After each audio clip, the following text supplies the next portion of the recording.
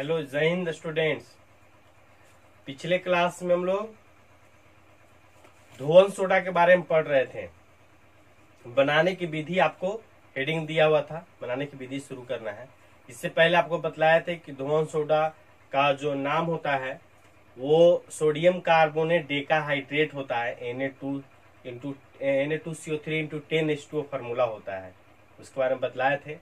और उसके संदर्भ में ये बतलाया गया था कि यदि sodium bicarbonate into 10H2O decahydrate को यदि आप खुले वायुमंडल में छोड़ देंगे तो उसका 9 अणु जो है H2O का वो वाष्पित हो जाता है, एक अणु बच जाता है। जो बनता है उसको बोलते हैं सोडियम कार्बोनेट मोनोहाइड्रेट। और इस प्रक्रिया को, जल के अणु का वाष्पित हो जाने की प्रक्रिया को उत्फुलन कहते हैं। ये भी एक इम्पोर्टेंट प्रश्न है, उसका उत्फुलन क्या है।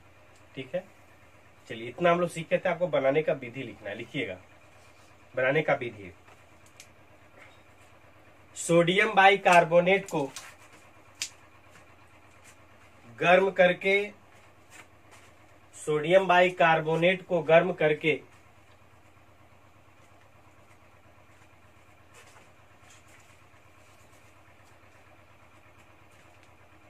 सोडियम कार्बोनेट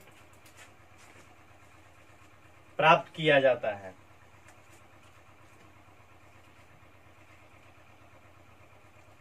और इस सोडियम कार्बोनेट को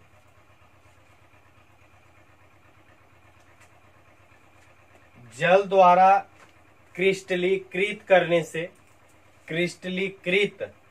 करने से धोवन सोडा का निर्माण होता है। धोवन सोडा का निर्माण होता है।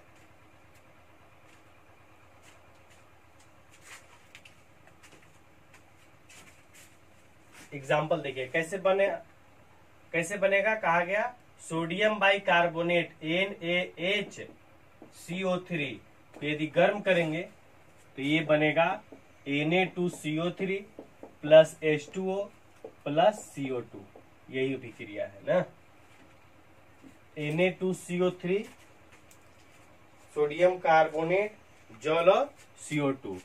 कहा गया कि यहां से जो Na2CO3 बनता है, इस Na2CO3 को क्रिस्टलीकृत करते हैं। जल से विक्रिया कराना, क्रिस्टलीकृत मतलब ये जल से विक्रिया करा करके, और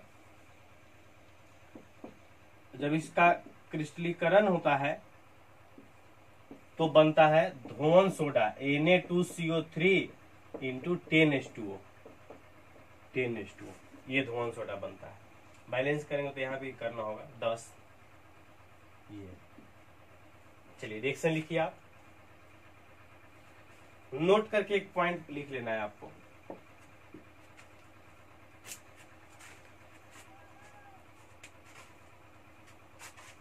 लिखिए, लवण के सूत्र में जल के निश्चित अणुओं की संख्या को क्रिस्टलन का जल कहते हैं। क्रिस्टलन का जल कहते हैं। मतलब ये जो है ना, ये क्रिस्टलन का जल कहलाएगा। ये और भी बहुत सारा फॉर्मूला आएगा, CuSO4 इंटू 2H2O ऐसा। ये क्रिस्टलन का जल कहलाएगा। मैंने किसी लवण का फॉर्मूला हो और उसके साथ साथ निश्चित संख्या में जल के अणु हो तो वे जल के अणु क्या कहलाते हैं? क्रिस्टलन के जल कहलाते हैं, क्रिस्टलन के अणु कहलाते हैं। चलिए ये हो गया बनाने का विधि।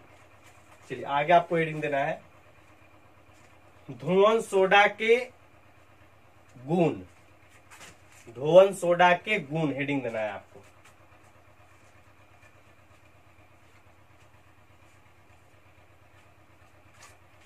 लिखिएगा, यह सफेद पारदर्शी पदार्थ होता है।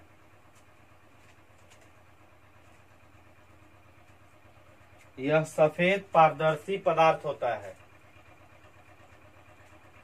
अगला,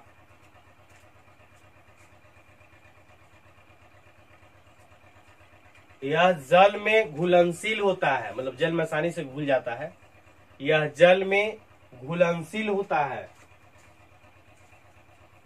अगला, इसका क्षारीय विलयन, इसका क्षारीय विलयन, एक मिनट ऐसे लिखना था, इसका जलीय विलयन क्षारीय होता है। इसका जलीय विलयन क्षारीय होता है, इसलिए यह लाल लिटमस पत्र को नीले में परिवर्तित कर देता है।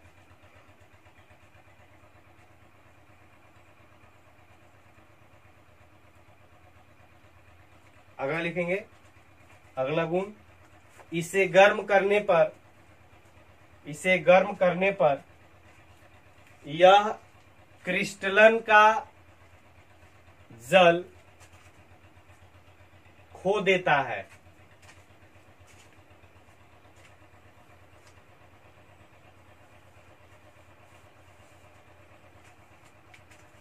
क्या कहा गया लास्ट में? क्रिस्टलन का जल खो देता है। इसमें क्रिस्टलन का जल कौन है? 10H2O ना। तो जब इसको गर्म करेंगे धोवन सोडा को, तो जो क्रिस्टलन का जल है 10H2O, तो सब के सब क्या हो जाएगा? वाष्पित हो जाएगा। 10H2O है ना, इसको ऐसे गर्म करेंगे तो कहा गया कि ये खो देता है, मतलब सबको त्याग देता है। 10H2O बाहर निकल जाएगा। अभी जो निर्जल है, ये जो निर्जल सोडियम कार्बोनेट जो है, सोडियम कार्बोनेट, इसको सोडा एस भी कहते हैं। क्या कहते हैं? सोडा एस, ऐसे सोडा एस भी कहते हैं, याद रखना है। किसको? जो धोवन सोडा है उसमें से जल जब वाष्पित हो जाता है, तो वाष्पित जल को जो बच जाता है सोडियम कार्बोनेट बिना जल वाला निर्जल, उसको क्या कहते हैं? सोडा एस कहते हैं। याद रखना है ना। चलिए आगे हेडिंग देना है, धोवन सोडा के उपयोग। हेडिंग देना है धोवन सोडा के उपयोग। पहला तो समझ ही रहे हैं आप, धोवन सोडा है कपड़ा धोने में। लिखिएगा पहला उपयोग।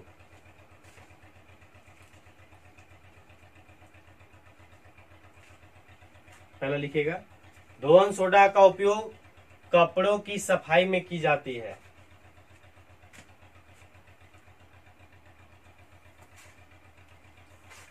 अगला,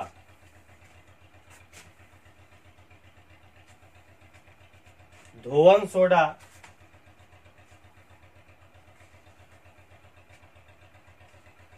का उपयोग जल की कठोरता दूर करने में की जाती है।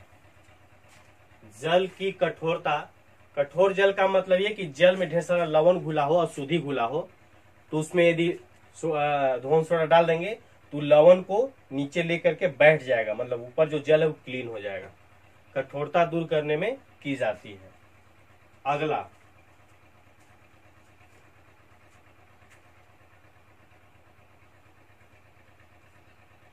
पेट्रोलियम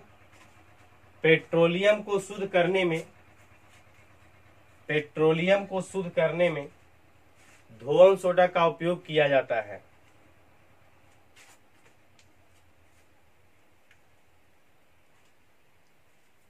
अगला, इसका उपयोग कांच, कागज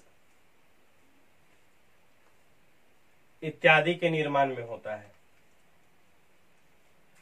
चलिए ये उपयोग हो गया आपको।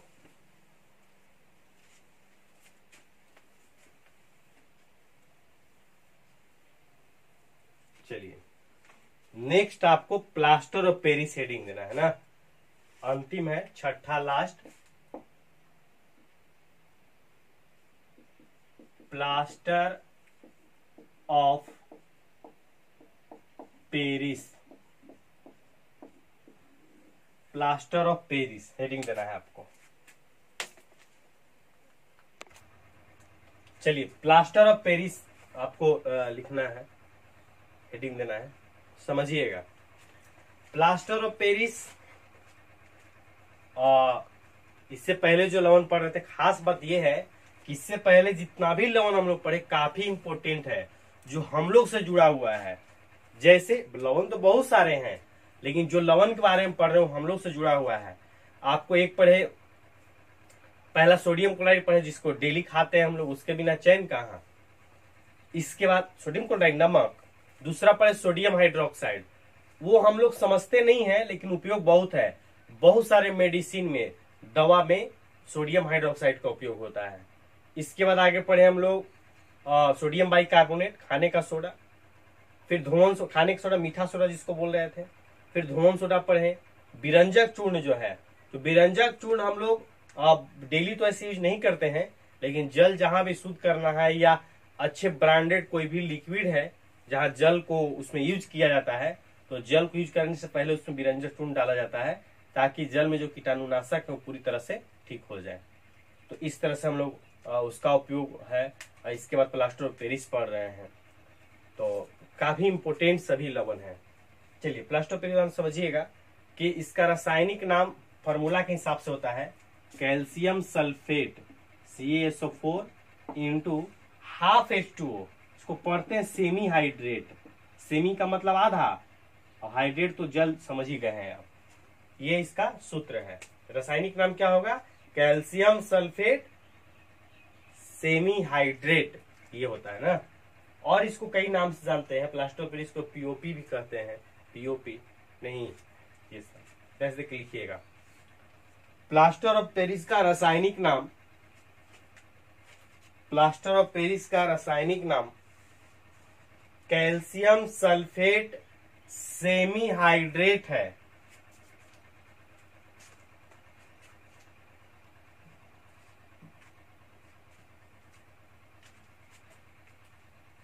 जिसका सूत्र ये लिख लेंगे बोर्ड पर से, जिसका सूत्र CaSO4 इंटू हाफ H2O होता है।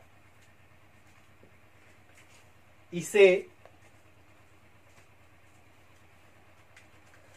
अर्ध जलयोजित, इसे अर्ध जलयोजित, आधा जल, अर्ध जलयोजित कैल्शियम सल्फेट या POP भी कहते हैं, या POP संकेत में कहते हैं इसको। प्लास्टर ऑफ पेरिस POP भी कहते हैं। चलिए ये हो गया।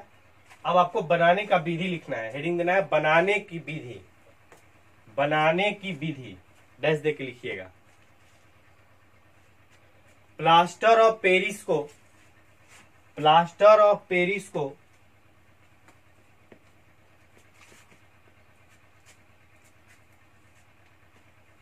जिप्सम नामक पदार्थ को, जिप्सम,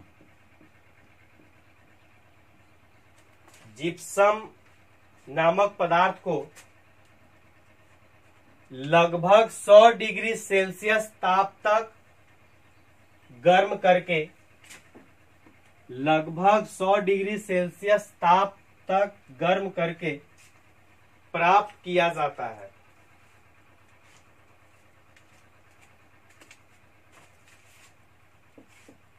CaSO4 इंटू 2H2O, ये आपका है जिप्सम, जिप्सम, जिप्सम नहीं, इसको जब गर्म करते हैं कितना तक? 100 डिग्री सेल्सियस तक। तो क्या होता है, ये जो है जिप्सम वो 1.5 अणु 1.5 3/2 अणु को त्यागता है और बाकी बच जाता है। मतलब CaSO4 इंटू हाफ H2O, 2 अणु था H2O का, आधा बच गया तो कितना और उधर निकल जाएगा? 1.5, मतलब 3/2 H2O। ये जो है हम नीचे लिख देते हैं आपको, प्लस 3/2 H2O, इतना जो है बाहर निकल जाता है। यही आपका प्लास्टर ऑफ पेरिस है, ना फॉर्मूला बताया गया। जिप्सम ये पदार्थ है। जिप्सम को जब हम लोग 100 डिग्री सेल्सियस तक गर्म करेंगे, 373 केल्विन तक गर्म करेंगे, तो उसका 1.5 अणु 3/2 अणु बाहर निकल जाता है और हम लोग को प्लास्टर ऑफ पेरिस प्राप्त हो जाता है। रिएक्शन लिखिए।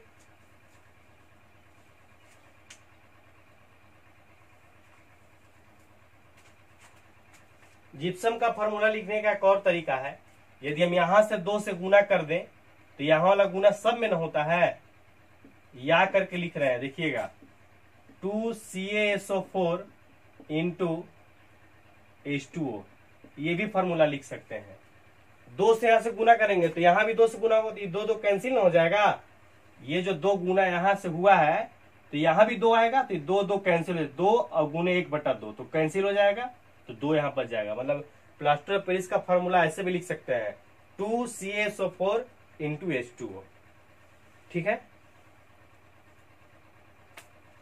चलिए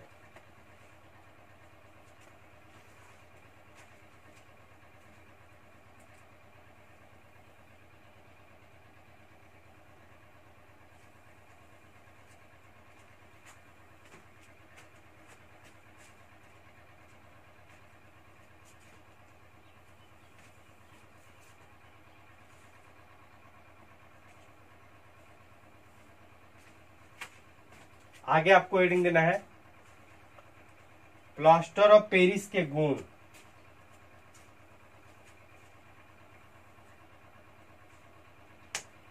प्लास्टर ऑफ पेरिस के गुण, चलिए सुनिएगा। तो प्लास्टर ऑफ पेरिस का गुण में आपको समझना, प्लास्टर ऑफ पेरिस क्या थोड़ा बहुत समझ में आया आपको? प्लास्टर ऑफ पेरिस जो है जिप्सम से बनता है, उसे उच्च ताप तक 100 डिग्री सेल्सियस ताप तक गर्म करने पर। और प्लास्टर ऑफ पेरिस जो है वो सफेद चूर्ण होता है, आपको चूना की तरह दिखेगा। आपको कभी हड्डी उड्डी टूटा हो तो प्लास्टर जो होता है वही प्लास्टर ऑफ पेरिस है। आप कभी देखे होंगे, पहले उसको पानी दे करके मिलाया जाता है। उसके गुण के बारे में पढ़ेंगे तो और क्लियर होगा। गुण में पहला आपको ये समझना है कि प्लास्टर ऑफ पेरिस सफेद चूर्ण होता है। इसका बाद ये समझना है कि प्लास्टर ऑफ पेरिस जैसे ही जल के संपर्क में आता है तो बहुत तीव्र अभिक्रिया करके 5-10 मिनट में एकदम ये ठोस कठोर पदार्थ बन जाता है, जम जाता है कठोर पदार्थ में। ये सब हम लोग गुण में पढ़ेंगे। चलिए लिखिएगा।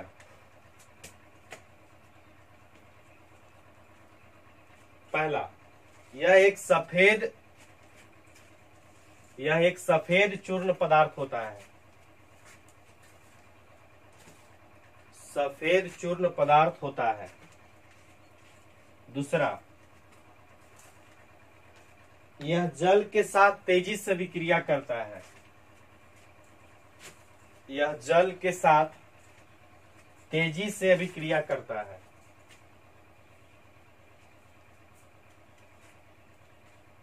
जिसके फलस्वरूप ऊष्मा उत्पन्न होता है। यह 5 से 10 मिनट में जमकर कठोर पदार्थ में परिवर्तित हो जाता है।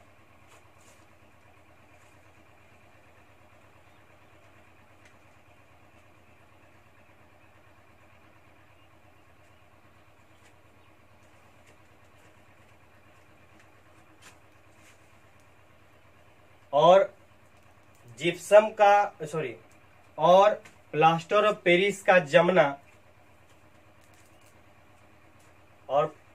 पेरिस का जमना जिप्सम बनाने की विधि कहलाती है, क्योंकि प्लास्टर ऑफ पेरिस जमकर पुनः जिप्सम में परिवर्तित हो जाती है। समझिएगा, प्लास्टर ऑफ पेरिस कब तक है? जब वो सफेद चूर्ण है तब। जैसे ही जल में डालेंगे तो वो 5-10 मिनट में पूरी तरह से कठोर पदार्थ में परिवर्तित हो जाएगा। और जो कठोर पदार्थ है वो क्या है? वो फिर प्लास्टर ऑफ पेरिस नहीं रहा, वो हो गया आपका जिप्सम हो गया। जिप्सम पाउडर के रूप में है तभी तक है। ये बात अच्छी तरीके से समझना है। मतलब ये कि अगर किसी का आप हड्डी जोड़ा हुआ देखें तो ये नहीं बोल सकते कि प्लास्टर ऑफ पेरिस है। ये कह सकते हैं कि प्लास्टर ऑफ पेरिस ये बना है, लेकिन जब जैसे ही प्लास्टर ऑफ पेरिस जम जाता है हाथ पर तो वो जिप्सम है। मतलब वो जिप्सम हम लोग के शरीर पे रहता है, ये समझना है। वो प्लास्टर ऑफ पेरिस तभी तक है जब वो पाउडर के रूप में है। ठीक है, रिएक्शन इसका आप लिख सकते हैं। प्लास्टर ऑफ पेरिस जो है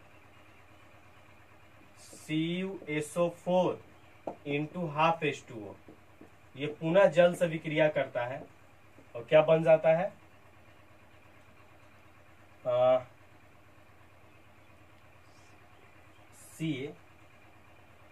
CaSO4 इंटू 2H2O। बैलेंस करेंगे तो यहाँ भी वही 3/2 लाना होगा तो बैलेंस हो गया। ये जिप्सम, नीचे वाला एग्जांपल लिखना है। ये पुनः जो है जिप्सम में परिवर्तन माने रिवर्स रिएक्शन हो जाता है। ये जो है रिवर्स रिएक्शन है। जिप्सम को गर्म करते हैं तो प्लास्टर ऑफ पेरिस में फिर जल डाल देंगे तो जिप्सम में परिवर्तित हो जाएगा। चलिए, ये गुण हो गया। आगे आपको हेडिंग देना है प्लास्टर ऑफ पेरिस के उपयोग। प्लास्टर ऑफ पेरिस के उपयोग,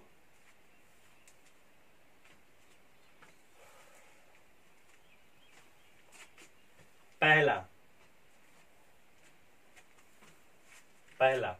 लिखिएगा, पहला लिखना है शल्य चिकित्सालयों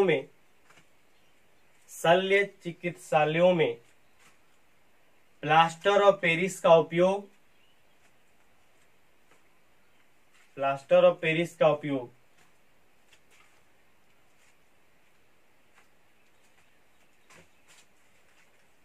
टूटी हुई हड्डियों को जोड़ने में किया जाता है। टूटी हुई हड्डियों को जोड़ने में किया जाता है। अब उसको भी थोड़ा बहुत समझ लीजिएगा। हड्डी टूटा होगा, भगवान ने करे कि टूटे, यदि टूट जाएगा तो बहुत कष्ट का बात है। प्लास्टर ऑफ पेरिस का काम क्या है कि ऐसे हड्डी जब टूटा हुआ है तो परेशानी ये होता है कि हड्डी जब ऐसे टूट करके एक दूसरे पर चढ़ जाता है, ऐसे आप समझिए, ऐसे हड्डी है तो ऐसे नहीं रहेगा, ऐसे ऊपर से रहेगा, ऐसे अगल बगल से ऐसे। तो डॉक्टर क्या करता है, पहले इस हड्डी को खींच करके ऐसे खींचता ही बहुत दर्द करता है, इसको सामने बैठाएगा। अब ये ऐसे गिरे नहीं, ऐसे हड्डी इधर उधर ना हो, इसलिए इस पे क्या करता है, ऊपर से ये हार्ड चीज प्लास्टर ऑफ पेरिस लगा देता है।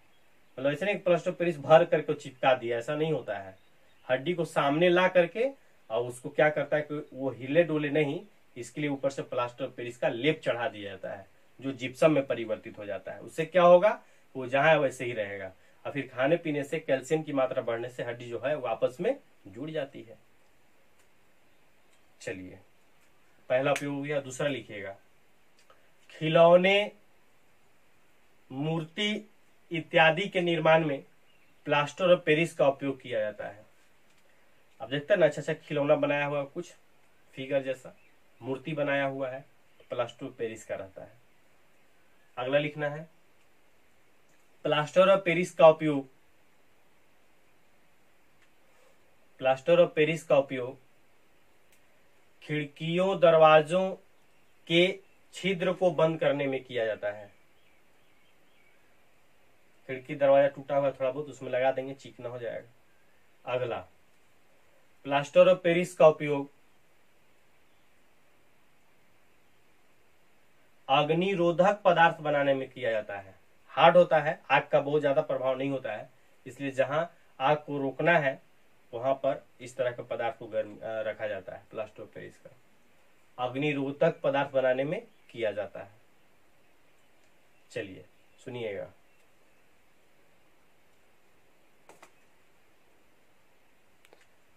प्लास्टर ऑफ पेरिस का उपयोग हम लोग पढ़ लिए। देखिए, पूरे चैप्टर में हम लोग 2-3 चीज का अध्ययन किए, 3 पोर्शन के रूप में उसको बांटे। पहला चैप्टर का नाम ही था अम्ल, क्षार, लवण। अम्ल के बारे में पढ़े, शुरुआत किए। अम्ल क्षार का डिफिनेशन शुरुआत में पढ़े थे। 2 तरह से डिफिनेशन पढ़े थे, प्राचीन संकल्पना के अनुसार, आर्हेनियस के अनुसार 2 डिफिनेशन था। इसके बाद फिर अम्ल का गुण पढ़े, क्षार का गुण पढ़े। अम्ल में पढ़े कि उसका प्रबलता कैसे मापते हैं, कौन कौन पदार्थ में अम्ल पाया जाता है, कौन सा अम्ल पाया जाता है, किस अम्ल का पीएच मान कितना होता है, अम्ल का प्रबलता कैसे ज्ञात करते हैं, उसमें आया पीएच स्केल हो गया, पीएच मान कैसे ज्ञात करते हैं, ये सब टोटल बात पढ़े हैं अम्ल क्षार संबंधित। इसके बाद आपको लवण शुरू हुआ। लवण क्या है, कैसे बनता है, कितने प्रकार का होता है, और फिर कुछ प्रमुख लवण 6 लवण के बारे में पढ़े। पूरी तरह से ये चैप्टर कंप्लीट हो गया। आपको पहला तो पहले ही बोल दिए थे, क्लास चल रहा था उसी समय, कि क्वेश्चन आंसर बनाना है पहला चैप्टर का। और अब आपको ये सेकेंड चैप्टर भी आज समाप्त हो गया, प्लास्टर ऑफ पेरिस लास्ट था। अब आपको क्वेश्चन आंसर सेकेंड चैप्टर का भी बनाते रहना है। हम नया चैप्टर शुरू करेंगे, लेकिन आप क्वेश्चन आंसर बनाइएगा और टेस्ट का तैयारी कीजिए। कुछ क्वेश्चन हम भेजेंगे, आप अपने से टेस्ट समझ कर उसको लिखिएगा, लेकिन उससे पहले आपको क्वेश्चन आंसर कंप्लीट करना है। पहला आप तो पहले ही दे दिया गया था, दूसरा चैप्टर का क्वेश्चन आंसर आज से बनाने के लिए आप शुरू कर दीजिएगा। चलिए ठीक है, फिर आगे नए चैप्टर अगले वीडियो में शुरू करते हैं। धन्यवाद।